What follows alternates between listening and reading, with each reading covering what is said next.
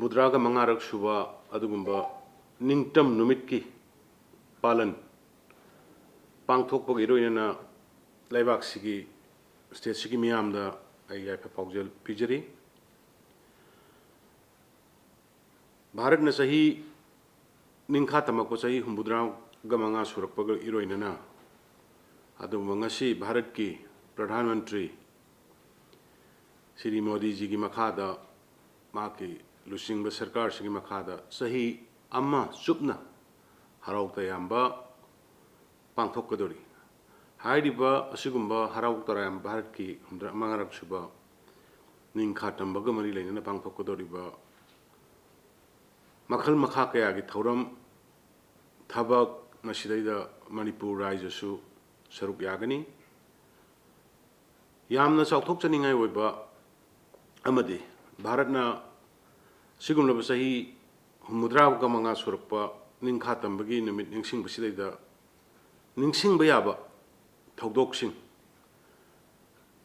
भारतता अपुनबगी सक्तमदा चाउना सिंगरंबा कॉन्स्टिट्यूशनली बाइंडिंग लेरंबा अदुगुम्बा जम्मू एंड कश्मीर दगी आर्टिकल 370 लौथोखिबा लोइनना भारत की अमत्त ओइबा यूनिटी दा पुसलकना ngasi जम्मू एंड कश्मीर बु जम्मू रीजन अमदी लद्दाख रीजन खाइदोक्तना शांति पोरपंग ngखिबा असी भारत की अचौबा माय पाकपा मनी अवांग नोंफोक भारतता लेरंबा इंसर्जेंसी की प्रॉब्लम्स कया मथंग मथंग ओइना वारी सानरगा यानबा पोरक्तना ngasi अवांग नोंफोक भारतता शांति हंजलाए मणिपुर दसु लेरंबा लालहौलुप कया यूपीएफ की कुकी लालहौबा अदुगा मणिपुर की तंपाक की लालहौबा सिंह कया वारी सानदना सुगी सस्पेंशन ऑफ ऑपरेशन की मखादा लैरी हंतकदसु इकुई कुइदना थादौ मिलिटेंट ग्रुप अमा मियोय कुनमुक भारत की मेन स्ट्रीम दा लाक्तना शांति की वारी सानदना मेन स्ट्रीम दा हंजलाई लोइनना मणिपुर की म्यांमार का ताइनबा बॉर्डर एरिया सिंगदा सिक्योरिटी की ngak senbagi thabak kankhat handana hana leiramba drug trafficking illegal arms trafficking haiba mayam sing adu khara khai de oiraba so khoi control toba ngamae khulai paiba aduguma Bharat की अपुनबगी सक्तम की मायोक्ता लाल हौरंबा Singh suspension of operation की खुथांगदा शांति की वारी सानबा हौबसके इरोइनना लैहौरिबा लमदम सिगी निंगबा थुंगदबा नुंगाइतबा खरदगी खुलाई पायरगा चटखरबा लमदम सिगी इसिलिनाव मरुम मपांग इसिलिसे पुनमक्ता मणिपुर सरकार की माइकैदगी भारत सरकार की खुथांगदा मियामदा शांति की वारी सानरगा पॉलिटिकल सोल्यूशन में पोरकनबा वारी सानबगी स्टेप लौबीरकनबा ngasiगे सिगुम्बा भारत की सही हुम्द्रा मंगारक सुबा निंखा तंबगी पालन थौरम पांथोक्र कदौरिबा सिंग मरी लेना मियामदा पाउजल पिजरी मधुगी दमक्ता सेंटर अमदी लेरिबा लालोक इसिन नाउसिंग मरक्ता वारी साननबगी तंगाई फदबा थोंगदो अखोई हुजिक लेरिबा सरकार अमदी इसामंगना मधुगी थोंगदो ओइजगे शांति की लंबी दा हलकनबगी दमक्ता मसी मयामदा वारी सानबा याननबगी लंबी सिनबिरो थोकिरो हाइदना आई ngasiगे सुगुम्बा तंजा सिलोरगई अपील तौजरी भारत पुंबा अंगत्पा मखलगी अदुगुम्बा पैंडेमिक पृथ्वी की ओइना थेंगनबा पेंडेमिक अदुगुंबा कोविड-19 ये अचौबा लानफम अमा थेंगनरी मसिदा भारत करिसु लेरमदबा अदुगुंबा डेवलप कंट्री वेस्टर्न कंट्री सिंगा कंपेयर तोरबदा हेल्थ सेक्टर दा करिसु लेजरमद्रबा PPE अमा फावबा साबा ngमदबा वेंटिलेटर फावबा साबा ngमदबा अदुगुंबा भारत ngसिदि पेंडेमिक असि थेंगनबा लोइनना PPE वेंटिलेटर्स मेडिसिन साथीरबा से लाइना सिदगी कन्नडबगिदमता वैक्सीन पृथ्वी की मफम चाखोलबा कंट्री कयाना पुथोकपदा मधुगी लमजेंद यावर काना ngasi भारत वैक्सीन अनि पुथोकना पृथ्वी की मियाम भारत की मियाम खक्तद नत्र पृथ्वी की मियाम मधुगी कानबा पीदना ngasi भारत से अदुगुंबा हेल्थ की सेक्टर दसु मपानदा पोथोक थादोक पंगम अदुगुंबा लेबाक अमा ओइरे वेंटिलेटर मपानदा थादोक पंगमे PPE मपानदा थादोक पंगमे वैक्सीन मपानदा थादोक पंगमे मसिद नतना भारतना प्राइम मिनिस्टर श्री नरेंद्र मोदी जी की मखादा आत्मनिर्भर भारत हाइदना लौखलरिबा खोंथांग सिंगी मनुंगदा याम साथीना सोबो इम्पैक्ट भारत की मियाम द पीरिबा कानबदा फॉरेन एक्सचेंज हंदकिदा 47 सब्जेक्ट करेक्टर बिलियन है मपान पोट योलंबा योनबा ngमगी कैपेसिटी लेबा ngaramak सेंसेक्स दा 55,000 भारत की इकोनॉमी दा साथीना वांगना हिस्ट्री क्रिएट तौकिबा IS वेक्टरंट अखोगी प्लेन पुबा जहाज अदुगुंबा जहाज अदु ngसिदि सार कांदा कोई समुद्र पुथरगा वार की प्लेन अदु समुद्र पुथरगा टेस्ट तौबा होख्रे तेजा अखोगी इंडिजिनस पुथोकचबा अदुगुंबा फाइटर जेट पुथोगा अखोई इंडक्ट तौबा होख्रे अदुगुंबा मखल मखा कयागी साइंटिफिक की लमदसु भारत अदुगी मतिक मांग थाना सतले हाइबदा हाइमन बथोलरोय मसिगी मरकसिदा मणिपुरदा एखोय हौखिबा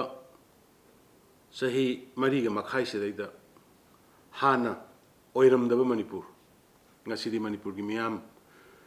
गी मपानदगी मणिपुर की मियाम गी सपोर्टगी एखोय इंग सिकना शांति होना लेब फंगे हौखिबा सही मरी मखाई सिदैदा हाना था कांगना थोंबा इरांग मणिपुर की मांगख्रे बन ब्लॉकेट जनरल स्ट्राइक फैक एनकाउंटर मिहात मिपुन जाति अमगा अमगी मरक्ता उंखटनबा खटनबा चैनबा मणिपुर मियाम की मतेंगदगी ईश्वर की मतेंगदगी मांगख्रे ngasi मणिपुर मांगद चटपा स्टेट अमा ओइरे भारत की नीति आयोग की स्टडी दा हौखिबा सही मरी सिदा ख्वाइदगी हेना लॉ एंड ऑर्डर फाबा शांति रक्षा पोरपा ngamba दुगुंबा भारत दा टॉप स्टेट ओइरे medium small and micro industries MSME की मखादा मणिपुर अवांग नोंपोक भारत दा टॉप चेन ngamba स्टेट ओइरे हंतक नीति आयोग न फोंखिबा मखोगी रिपोर्ट इनोवेशन दा मणिपुर स्मॉल स्टेट अमदी हिल स्टेशन की मरकते खोइना टॉप सेले इनोनोबदा ट्राइफाइट की मखादा अखोई नीति डोनर मिनिस्ट्री की मखादा खोई फर्स्ट सेकेंड याउना खोई रिवार्ड मंगा मणिपुर स्टेट गवर्नमेंट फंगी Manipur state government BJP led government सी लाकपदगी चिंगमदी तमद लेरंबा मदुगी खमुक खमुकनबा मांगख्रे नुमिदांगदा पुंग मंगा ताबगी मतुंगदा sorokta mi setpa ngamamdaba ngasi madugi akoi kaya da harauna hinung tin naidana mayam gi punsi ngamme alen ngamme hoi laibak thiba covid sigi laina sina ikoida achoba awaba amadi pidaba nate pandemic sina maram orakanda mamal yamnaba marum mapang isalise ahalaman kaya gi thawai mangkre makhoi leikhidraba singa dugi awaba nungaitaba makhoi gi mung manung gi awaba da shagi maige dege mili sarkar gi maige dege koi saruk yari adugumba laibak thirabi leikhidrabi singi na hunto amba orphans oiraba isa sing isu sing mama su leikhidraba pa su leikhidraba madugi damta koi scheme yatana thamada palising ahunga sanga gi angang dugi sang da pirakanda orphan school na singbada thamaga koina angang singbu hayeng makhoi gi graduation gi thak lodi khoba government na bhara punana bagi madugi scheme koi sem khre covid 19 na sohal laba dugumba nongmagi sara tanjaraga hingjaba leitelaira street vendor outdoor driver van driver suzaraga hingjaba artist mayam punamakta koi chief minister gi scheme hangto har kanda adugumba nongmagi sara tanjaba mayam duda policing manga gi paisa tangkak ani raka thana na bagi koi semba saba loijare huji phawbada eligible toiba restart torba adugumba nomagi sara tanjaraga hingjabasing lising tara manga mugi mayada ikoi da lakhre hek 15 August sigi celebration si hek loibaga mayamda makoi gi bank account da paisa koi thana na ba hona jaragani sugumba pandemic sibu thengnana ba hona bada manipur sarkar na bar handed oina thengnaram badu ngasidi haurakpa matamda ikoina awaba mayam ama thengnaram badu ngasidi aikoi matik chana madugi equipment sing infrastructure sing ikoi leire PSA oxygen plant mafam manga tarukta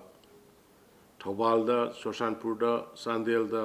Ukhrul da Senapati da amadi Jenims hospital da Rims hospital da linkhalle taruk ki maya da linkha kare PSA plant cryogenic liquid medical oxygen Manipur da ahan boina ekhoi mafam mani da linkhalle Jawaharlal Nehru hospital da 10,000 liters koi cryogenic liquid oxygen plant se 10,000 liters machine hujik direct Jenims ki leiriba patient ward covid ward amadi atai ward sing da loina pipe ta tharga laying han mangame mathang dangarang na han da link inaugurate tokhiba 20,000 liter ki cryogenic oxygen plant to madune koi nomada koi oxygen cylinder lising amang sanipan gumba han mangam gadori bani hai ribasina lakpadagi koi mapandagi hana koina oxygen gi loramba normal covid 19 ki pandemic si laktinge gi mamangda koina Assam dagi oxygen loba matamda landslide tawkhibana natragana lambi thingibana matamda kana gumagi operation heart operation tawgadaba kidney gi operation tawgadaba da operation do thama ye tho e oxygen leitamna tham khai ye tho e na koina taram basing do ngasidi covid pandemic si loi graba matung da su aikoi madu tararoi ana abasingi kudak ta drakar leba oxygen sing aikoi manipur state sidagi pibanga magani hills and hills department dagi tribal and hills department dagi aikoi mafam taruk district taruk tarit ki headquarter da oxygen PSA plant linkna bagi koi makhadani koina nahan Chandel amadi Ukhrul aduga Senapati संगाखिबा वालहौरिबा अहुम अमसु थुना संगारगनी मसिद नतना honourable prime minister के दम PM care fund की मफम तरागनी थोइद district तरागनी थोइ अमदसु कोई PSA plant 200 litres की मसी कोई district तरानी थोइद कोई अथुब मतमदा होजिक लोइना सागतपगी सेंगो सागतपगी चथरी मसीना oxygen plant लिंकट पदन नतना कोई सिंगी हेडक्वार्टर सिंगदा ऑपरेशन थिएटर ब्लड डोनेशन की वार्ड अदगी मखल मखा की टेस्टिंग की किट कैनोसिंग अखोई मेशिनरी सिंग खिल्लकांदा करिगुम्बा लाइना अमा नत्रगा अमा नारप मतन हेक्ता इम्फाल दा पुदबा यादे हाइबगी लेरंबा अदुगुम्बगी अरुम्ब पोलुम दो सिंगी प्रजा सिंदगी लोकथोकनबा अखोई अयाम्बा जगह थबक हौखरे चांदेल दा अंगांग हंतकता कोविड ना इफेक्ट तौरबा अंगांग मंगा नुपी मंगा दगी अंगांग मंगा डिलीवर तौगिबगी अदुगुम्बा हिस्टरी क्रिएट तौगिबगी अदुगुम्बा वाफम लई अदुना पेंडेमिक सिदगी कन्ननबा अमत ngairaba उपायदी अखोई इन हाइजनिंग बसे अखोई इसाना इसाबु सेक्शन बनी 1918 दा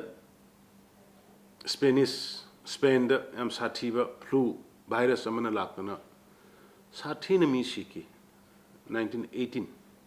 ngasidagiना सही कयागी ममांग 18 वरगदी 70 80 ममांग अदु मतमदुदा हाइबा वैक्सीन लेबा नते मतमदुदा हाइबा मखल मखागी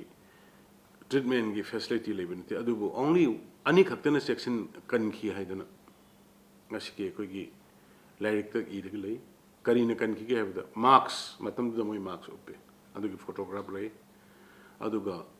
सोशल गैदरिंग से तबदु मार्क्स का सोशल गैदरिंग का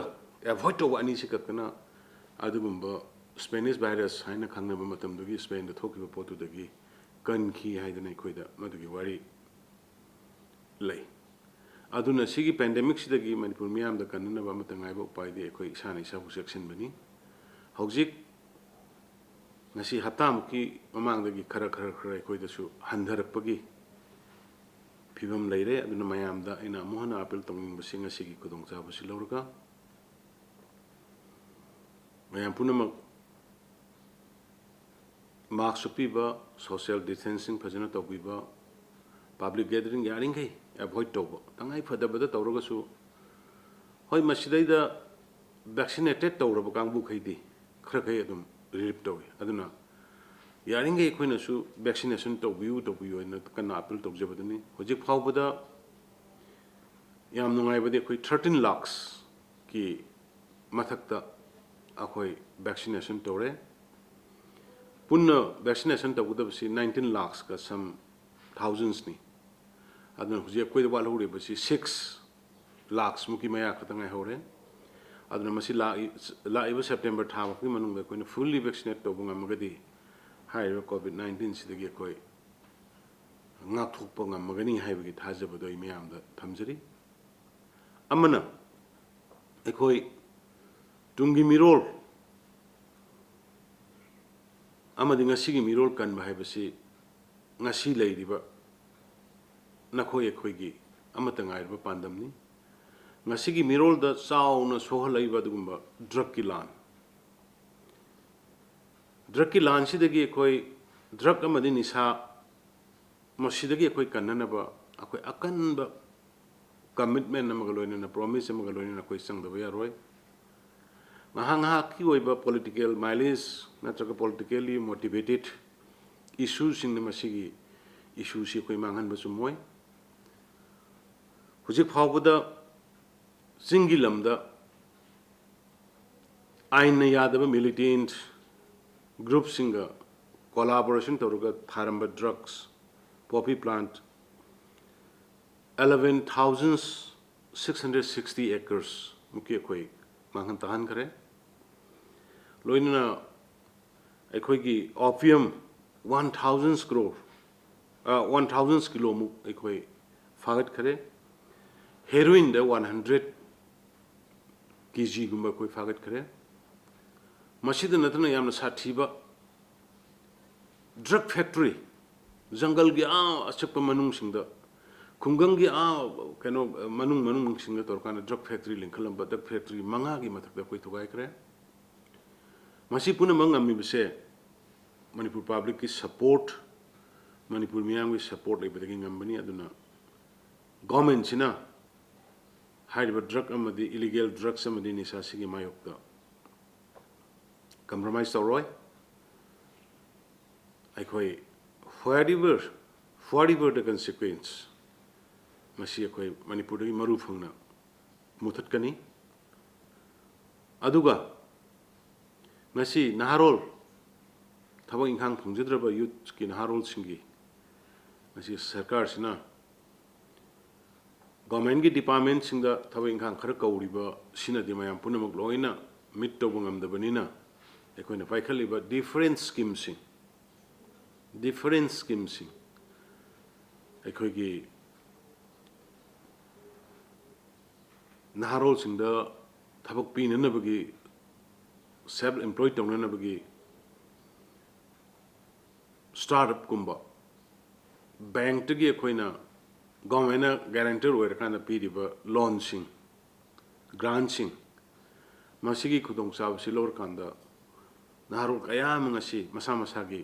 business industry torkanda manipur da thabak tanabagi mahutta makhoi na thabak pidna manipur da anuba sense ma lakpa ekoina ure singilam da su ngasi makhal makha kaya gi plantation torokna aikhoi sidai da puthokpo oigadra oiroidra na khalamba apple ngasi ukhul da puthoraktana akhoi gi kasai gi limon ngasi di GI tag phangdana aikhoi madugi damte india government na recognize tokdana akhoi gi postal gi envelope oina postal card oina senaba yawge ya pirakpa sakhau khoi black rice GI tag phangbada natana aikhoina masing asidi bharat ki atai state tharamba 1500 ton muk sure koino sip khawda thado khrise adu da natana ngasidi bharat ki mapana leba country ke adagi demand lakpa hore ngarang handa khoi european countries sing da thakri duni singi district sing da sathariba triphyte ki makha da forest department ki makha da lokoliba number triphyte ki da suburb group lising ohum ni matakta leira kanda mioi lising ni phugi chalisa ima ise lising ni phugi matakta thabak piraga mangaga targa leiramba dugumba fruit sing ado eatable fruit sing ado ngasidi madu he erga kunkale herga fajana food processing torkanda value added torkanda mapanda thado pongame pune da bangalore da chandigarh da delhi da madu gi outlet hanga kanda madu dai da koina ngasidi bharat ki oina koi one of the best triphyte ki da lebe entrepreneur sing koi manipur na accept to pongame asumna education gi lamda manipur university ki samundarga leiramba BC regular BC lakre DM university full fledged the create orkanda koi permanent regular BC haptana thabak toba hokre singilamda ahan boina Churchandpur medical college koi hojik temporary building sabal oidana koi class session haunana handaki koi sahi sidagi class hobina koi yam kanna tangnari triple IT ge yamba tender sagan na sanction process loisala IS ki aspirant to ba isa sing inau sing mayam puna mukta matin pangna ba sarkar sina IS coaching class direct 1 crore puthoga hangdana akoi madugi coaching piba hori madugi makhada koi direct se hairiba coaching gi oja sing adu manipur da through satellite through video to hon manataba direct sidai da kawra kan madugi hangan na bagi koi school college मोई ओजासिंग आदगी लापना कराइदा लैबा छात्र कमाई तब हाइबनसु कयाम संगद हाइबनसिंग मखोई calculation तौरगा first phase की ओइना कोई मफम करी करी inspection तब लोइखरे कोई पेंडेमिक सिन लोइब कांद मदुगी स्टेप मखा ताब स्टेप कोई लखुटकनी मणिपुर अदुगुंबा भारत की प्रेसिडेंट कोविंद जी ना रिसेंटली लाम मतमदा मणिपुर से power house of Indian sports हाइदना थाबीरमबनी मधुद नतना honourable prime minister Shri Narendra Modi ji ना भारत की अमत ngairaba अदुगुंबा स्पोर्ट्स यूनिवर्सिटी दो मणिपुर की हाइरिबा स्टेट से थम्बना ख्वाइदगी मटिक चाय हाइदना पीएबसु पिकना अदुगुंबा स्पोर्ट्स यूनिवर्सिटी पिरखरबा अदुगुंबा स्टेट अमनी हाइरिबा सिगिदमक्ता अखोई मणिपुरी मयामना चौथोकसै अमदि आइगी इसादगिसु चौथोकसै हंतक्तसु पांथोकिबा अदुगुंबा टोक्यो की ओलंपिक्स गेम्स दा मणिपुर की सनुरा मीराबाई सनुना भारत की अहानबा मेडल हांगतोक्तना भारत पुंबा कयादा हरावहनकिबा महागना सिल्वर मेडल अहानबा फंगगा भारत की अदुगुंबा अचीवमेंट अदुगी ओलंपिक टैलीदा अहानबा ओइना यावबा होगिबनी लोइनना भारतना हंतक सही चा कयागी मतुंगदा एथलेटिक्स दा गोल्ड मेडल फंगबा ngamba यामना साउथोकचनिङाइनि पिख्रबा मणिपुर असिदगी सुमनगी मियोय लिसिंग लाख कुनिपान कुंथ्रा लैजेबा मणिपुर असिदगी हंतक भारत की रिप्रेजेंट तौबदा ओलंपियन मंगा यावबसी मणिपुर मियामगी याम का हेना साउथोकचनिङाइ ओय हॉकी दा ब्रॉन्ज मेडल फंगलखरबा नीलकांत शर्मा अदुगा मेडल फंगलत्रकसु फोर्थ पोजीशन ताखिबा अदुगुंबा इंडियन वुमेन्स हॉकी टीम मखोइना पीखिबा परफॉर्मेंस कयादा साउथोकचनिङाइ ओय खोय मदुदा सरुक यारुबी सुशीला अमदी अखोगी जुडोदा सरुक यारुबी मेडल फंगलकसु मागे अदुगुंबा क्वालिफाइड ओइदन चलुबा सुशीला सनु हाइरिबा Mary Kom greatest sports person अमोइना ngasi पृथ्वी मियामना भारत की मियामना खंगनरी अदुना हाइरिबा ओलंपियन सिंह अमदी गोल्ड मेडलिस्ट अतई अतई इंटरनेशनल लेवल दा नेशनल लेवल दा फुटबॉल दा हॉकी दा मणिपुर थोइदोंना सोथद्रे अदुना हाइरिबा सिबु सक खंगबोइना मधुमंगना ऑनरेबल प्राइम मिनिस्टर ना अमत ngairaba स्पोर्ट्स यूनिवर्सिटी मणिपुर दा पीबी रखिबनी हाइन लवी अदुना भारत की प्रेसिडेंट ना power house of Indian sports ना कोबिरमनी हाइन लवी अदुना मखाताना मणिपुर की मियामना मरोइना नारोल सिंना सानबजिदा हेना पुनिंग थौगतनबगिदमक्ता चंगनबगिदमक्ता ngasi सरकार सिना एखोई स्पोर्ट्स पर्सन ओलंपिक दा क्वालिफाइड ओइबा ngamabasinggidamakta तोंगानबा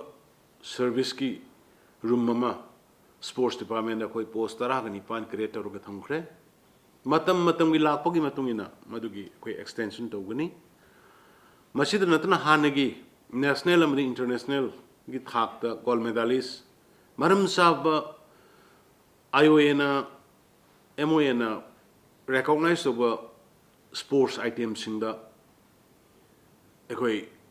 मतम मतम की मखोइदा फाइनेंशियल असिस्टेंट थबक पीरगा लाई स्पोर्ट्स स्कीम्स की मखादा अदु मधु मखा ताना खोय अदुम सथगिगनी अदु मसिगे इरोइना हेना अमु हेना मखोइबु रेस्पेक्ट तौबा मखोइबु ऑनर तौबा की मवंगदा प्रजा मियामदा अखोई सरकारना तौरिबा थबकसी खंगनबगिदमक कोई ओलंपिक पार्क अमा हाइरिबा पिख्रबा मणिपुर से सरुक यारुबा यारुबी ओलंपियन 18 की मिंगदा अखोई मणिपुर ओलंपिक पार्क हैतना अमा अखोई अथुबा मतमदा सेमगनी मदुगिदमक्तो अखोई DPR na singba sem ba yam kana sathari mafam identify tongna na mafam amani ai yeng ba su ama chalure aduna hari ba singsi torkanda kogi haura iba mirolna amadi ngasi gi mirolna sports room da mai onsin ba sports si da kanari ba si haksang phaba moral phaba character phaba thakshi kasi leiba alman masak khangba dugumba मियोबगी पुनसिरो नम पोरकपुदा sports ना Tuki मतेंग Pangi अदुना ngasi drugs amani nisa makal mukha gi nisana manghal lagdra ne kirga lein ba manipur ngasi di sports ki khuthang la tapna tamna afaba lambi rom da porokpa hawra lambi thong ngasi imphal jeri lambi da akhoina wairamba khange nong sumai na khidang tabga isai imphal jeri lambi do numit taruni chatpa yad re ye tarani chatpa yad re ye ninghai gare ye re slide tab re ye gari putha lai re ye so many things last 4.5 years da madu gi wafam taram maroi hoi sing lambi ni nong marakta sing khara ninghai rak pagi ngahak ki pungkhai gi pungi lambi khara toina salak pagi lambi putha ba lebak taba duk malai ram gani but in general ममांगे तो मैंने गाड़ी tyre टंखाई पुथा पुथा दना चटप याइगा यादेगा तौबा दुदी ngasi मांगख्रे बाराक थोंग संगाख्रे union MRT minister Shri Nitin Gadkari ji लाक्तना उजी बाराक ब्रिज सेप्टेम्बर था मनुंग दा कोई कना टारगेट तौरी डे नाइट जिरीबामगी SP मदि जिरामगी DC दे असाइन तौरकांदा नुंगटीगी मखोय मफमदुदा चलगा सिक्युरिटी की सेकंड चंग प्रोवाइड तौरकांदा होनरी हाईवे मयाम Imphal Dimapur highways Imphal Mao ngasi hana leram phim dagi ngasi kari hoire Imphal Moreh लंबी ngasi kari hoire सब इंटरनेशनल की हाईवे का सब मानन ngasi semkot pasakat pamamkre Manipur की मनुंग दा चलिबा लंबी सिंग सरुक खरा नतना अयाम्बा फजन सेमगत खरे इम्फाल मिजोराम ताब लंबी मतम अमदा चटप यारमना ते ngasi वाइडनिंग तौरे रकन कया फजन गाड़ी हेवी गाड़ी सिंग कोइ चटप ngame मणिपुर की सिंगी interior area Singh the हंतक हबलोंग दगिना Tamenglong गी आ मनुंग हंजनब जगह सिंग नेशनल हाईवे द वंखत पिरक्तना कोई थबक हौननबगी लैंड कंपनसेशन प्रजा सिंगना फ्री द पिरक्तना याम साउथोंनिंगाई नि अखोय लैंड कंपनसेशन लौरोय कइनोद लंबी द सेंबियोन हाइबदगी हबलोंग दगिना अखोयगी तमिंगलोंगी आ इंटीरियर पार्ट लंबी सेमनबगी अयाब पिरखरे इम्फाल जिरी लंबी सिंग डबल लेन ओइननबगी खेतीपरोन लैंड कंपनसेशन 470 crores की मथकता सेंट्रल गवर्नमेंट ने सैंक्शन तौरखरे जिरी लंबी डबल लेन ओलगनी हाँ नहीं कोई हेलीकॉप्टर सर्विस लेरमदे ngasi हेलीकॉप्टर सर्विस लेबदगी लेते गवर्नमेंट ऑफिशियल खत नतना प्रजा सिंग अथु अकाई चनिंगबा यौनिंगबा मफम अथु अकाई हेलीकॉप्टर सर्विस लेबदगी योबंगमे रेलवे जिरी की एरिया दा ब्रॉड गेज की रेलवे यूरोप के लोइना कोई इलेक्शन ममांगदा टुपुल भाव योबंगमद्रगसो कोई खोंगसांग भावबा रेलवे लांगनबगी कोई अकनबा पांदम रेलवे लाइन लांगनबगी अकनबा पांदम थमी मदि होनरी इम्फाल की हेड ऑफिस सागलिबा रेलवे की हेड ऑफिस कोई कोड ऑफ कंडक्ट लाक्तिङैदा संगानबगी कोई होनजरी सुमाइना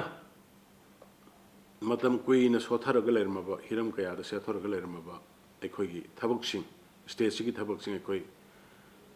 खुमांग चौकसिन लोकली बॉर्डर की एरिया दा अतममदा जुको गिदा ओइरमबा situation ngasi Dzukou गताइनबा अखोयगी Manipur रोंगी area दा कोई लंबी सेम लोइखरे लंबी सेम लोइबदा नथना अखोयगी हाइरिबा जुको गे दुंबा डिस्प्यूटेड एरिया मदु ngak senanabagi ekhoi meeting ngak senanaba ekhoi security barracks adana full equipped togana ekhoi madugi security thamkhre Nagaland man di tungjoi gi marakta lainaramba lamgi dispute haiba poching adu praja sing ya pam matungina ekhoi tungjoi da permanent police post sarga security guard thamaga nga ag laikre sahi kui na hanna yangamdraba dugumba Churachandpur gi makhada leba behangi Myanmar ga tainaba borders ekhoi hariba behang du da state ki police station hangdana day to day gi monitor tobo ngamba dugumba jaga ma oire Imphal jiri Assam dagi jiri changakpada ekhoi gi leiramdaba section thorang inner line permit adugumba Manipur gi miyamna sahi cha khaya talaga lakpa adugumba inner line permit to Bharat Sarkarna Manipur gi adugumba tangai fadaba sikhalakanda pirakpadagi ngasidi jiri da entry gate phajana hanga kanda mauda airport ta tarokanda koi mapan gi maram chadaba aina yadaba miyosing khandokpa ngame aduna Bharatna sahi humudra manga subagi ningkha tambagi palan pangthokpaga mari lainana Manipur gi miyamna su mapung phana saruk yarakanda harawa phongdokum thui haiba waphamdo aina wakhalda phorokpadagi miyam thamjabani Manipur da laiba ahongba yam maru ina hujaina panjakiba inner line permit ki pira ibasigi commitment sigi security Bharat Sarkarna Manipur bu yenga iba miyeng se aikhoina su reciprocate togum thoi aikhoina su makoi bu thagat pham thoi respect togum thoi haiba wakhalon dumai thamningi adu da natna Bharat ki sahi humdra manga surakpa du maning kha tamaga palan ga mari lainana Bharat ki ngaski Modi ji gi laingakna secularism bu yamna thajaba secularism bu pangan kalhan gadamni haibagi secularism bu ikai kumna bu gadamni haibagi mawongda thabak oina uthorakpa state khudima ki loan sakhun han gadamni masagi loan lai gadamni madu recognize ta gadamni haiba state ki Bharat laiba state khudingi masa masagi state ki marai bak ningbagi isai lai gadamni haiba amukta thokhiba mawong wakhalonda pira iba adugumba federal structure gi strengthening oiba adugumba proposal sing adugumba action sing masi Manipur gi praja mayamna batam kuina ninga galakpani ne lawi aduna hariba sugumba yamna concrete oiba commitment ama yauna recognition pira iba commitment ama yauna ବ୍ୟବହାର tawreba sugumba posak sing asigidam su Manipur gi praja mayamna reciprocate tawbugloinana Bharat ki sugumba sahi humbudraga manga surakpaning khata magi palanje mapung phana pangthong minasi na mapung phana Manipur gi miyam amukhanna makhatana ngasi sahi mari makhais da leikiba maina shanti leiba jati masel gi marakta ingna singna nungsi sanana leiba sakhut thorang gi lamda mang sauksan na satliba sumaina makhala kadaba matam su satpangamba dugumba Manipur ma goi si haiba wapung khajit tamaga ai mayam puna mo amona kurumjari Jai Hind